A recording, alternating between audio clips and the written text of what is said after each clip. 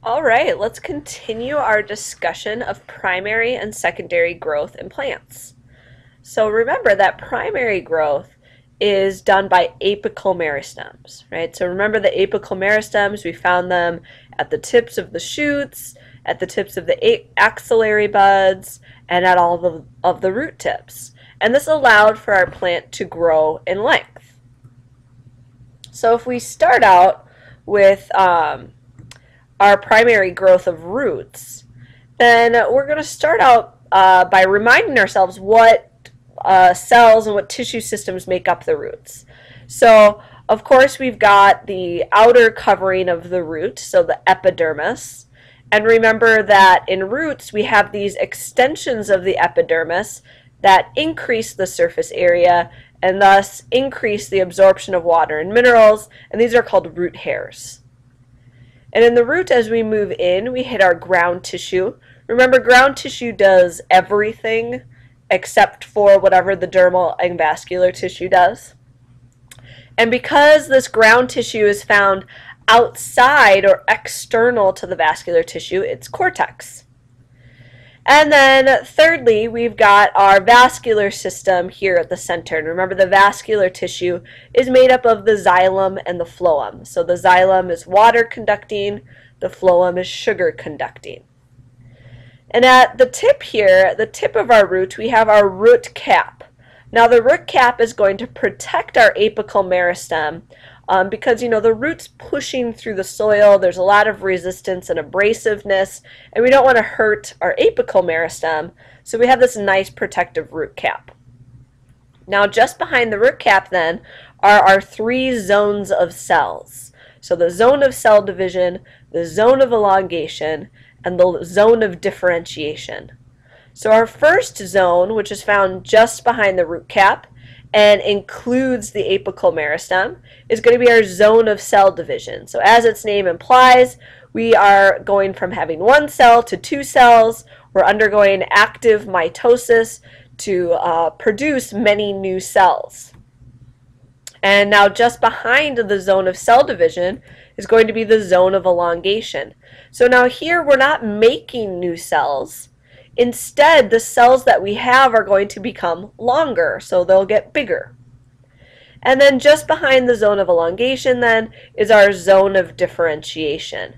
And this is where our cells really become what they're meant to be. So epidermis, ground, vascular, so on. They get their specific function. So we find this at the end of every root. So if we were to take a cross section through our root and look at our cells, we can see the organization of the root. So again, across the outside we have our epidermis, our dermal tissue. As we move in, we've got our ground tissue. Again, because this is external to the vascular tissue, it's called cortex. Now there are a ring of ground tissue cells surrounding the vascular system, and this is called the endodermis. And I mention this because when we get to the next chapter, these endodermal cells are going to play a very important role. So I just want to point them out now. But they are part of the ground tissue. And then lastly, at the center of our root, we have our vascular system, most importantly our xylem and our phloem. So let's take this moment to remind ourselves the function of the root. So I want you to go back and think about what we talked about in the first video. So what does the root do? So remember, the root's job is to anchor the plant, absorb water and minerals, and also to store carbohydrates. So if we move on to the tissue organization of stems. So this is an example of one kind of plant stem. And again, we have our three tissues.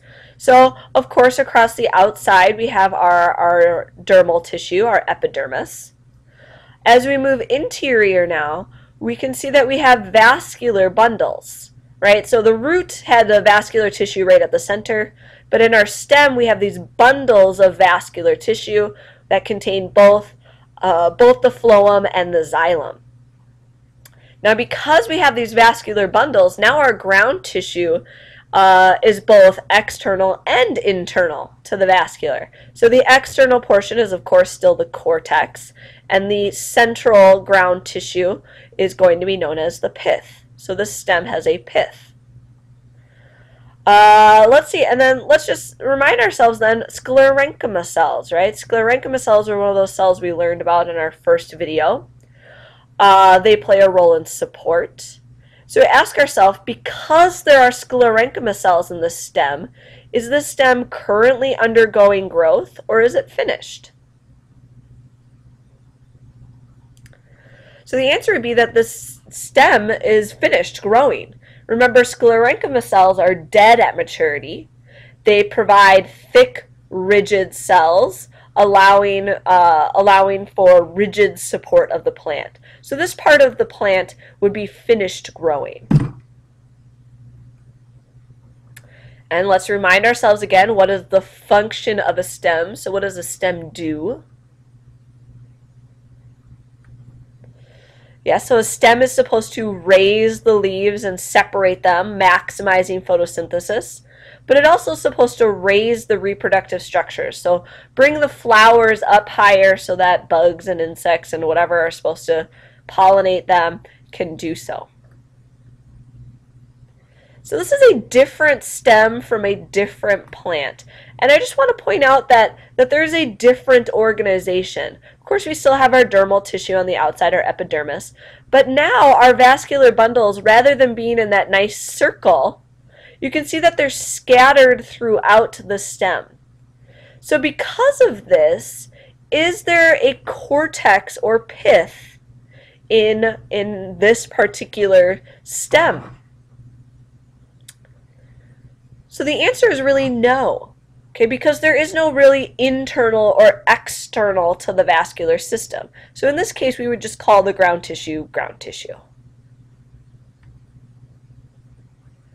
So lastly, we have our organization of leaves. Now this is going to be really important because we're going to spend a lot of time, especially in the next chapter, talking about the leaves and talking about the movement of water and gases through the leaves. So it's important that we get our structure down. Now, of course, tissue that has all three tissues in the leaf. We have our epidermis, our ground, and our vascular tissue. We'll see that in a second.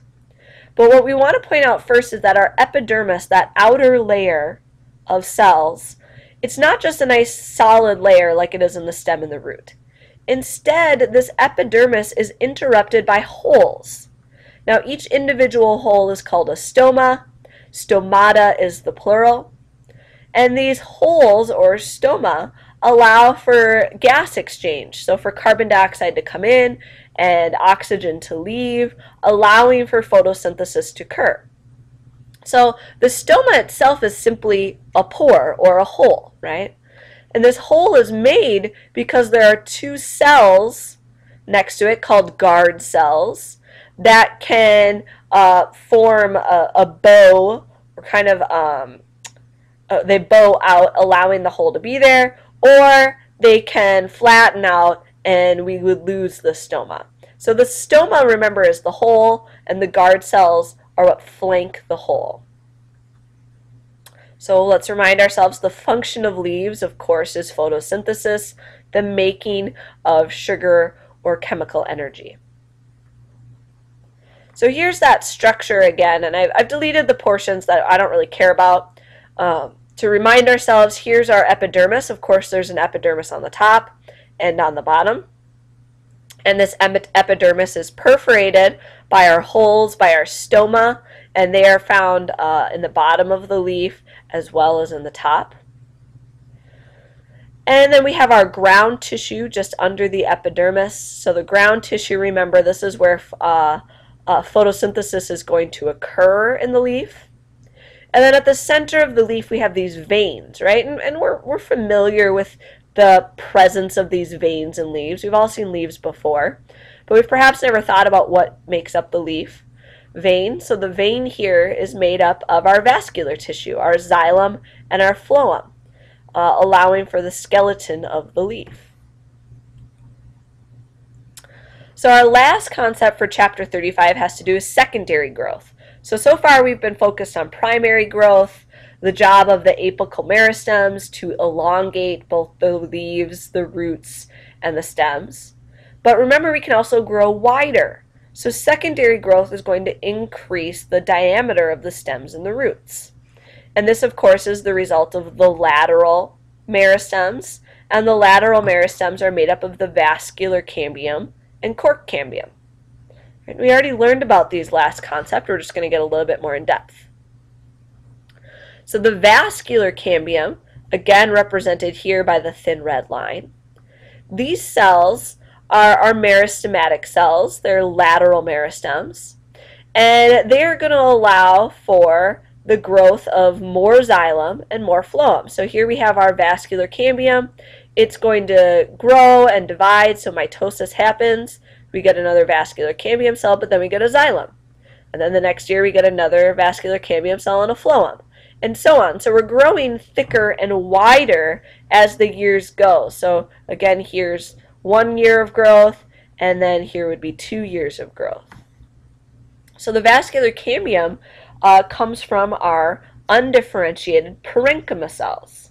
So I want you to remind yourself what a parenchyma cell is. Also, let's remind ourselves the names of the xylem. So what are the names of the cells that make up the xylem?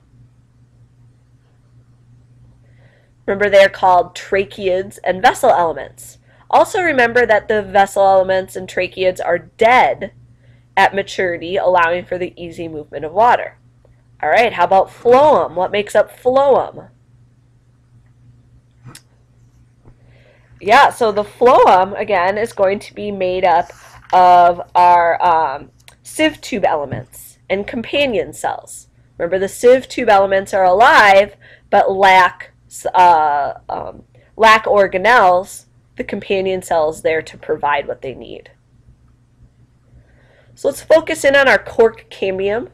Okay, the cork cambium is going to replace the soft, flexible epidermis with the thick, rigid periderm. Okay, so the cork cambium is going to take that thin layer of parenchyma cells and form the interior of the cork cambium, and then we're going to have cork cells that are exterior to the cork cambium. So if we take a look here, all right, here's our young part of our plant that would be actively elongating. Okay, we've of course got our epidermis in the young part of the plant, our nice flexible support. Just inside that we have ground tissue. Just inside the ground tissue we have our primary phloem and primary xylem. And then just inside that, more ground tissue. So this first one here is this one between the epidermis and the vascular tissue is this cortex or pith, and the stuff at the center is this cortex or pith. All right, external to the vascular tissue is cortex, and internal to the vascular tissue is pith. So as we move down our stem, we're going to get from the young part to the older part. So we're going to get thicker, right?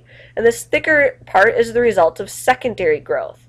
So first we have our cork cambia. Remember, the cork cambia is taking our thin epidermis and it's replacing it with our thick periderm. So we can see the blue stuff getting thicker because of the cork cambia. And then of course we have our vascular cambium. And the vascular cambium is going to make more phloem and more xylem. So again, we can see that right here. We've got thicker as we move down. So if we take a quick look at cross sections, just a really quick one, we can see that the vascular cambium is allowing for the thickness of growth. We've got a replacement of the epidermis with the periderm, right? So we can see that that's getting thicker. And of course that pattern just continues the further down you get, right? So you have an even thicker periderm here, and of course even more vascular tissue, so more xylem and more phloem here. All right, so this is a summary, or this is the end of our second half of chapter 35. We'll have a bunch of activities in class in order to really use this material, but you want to have a good handle on it in order to be successful in the activities and really get the most out of it. All right, I will see you soon.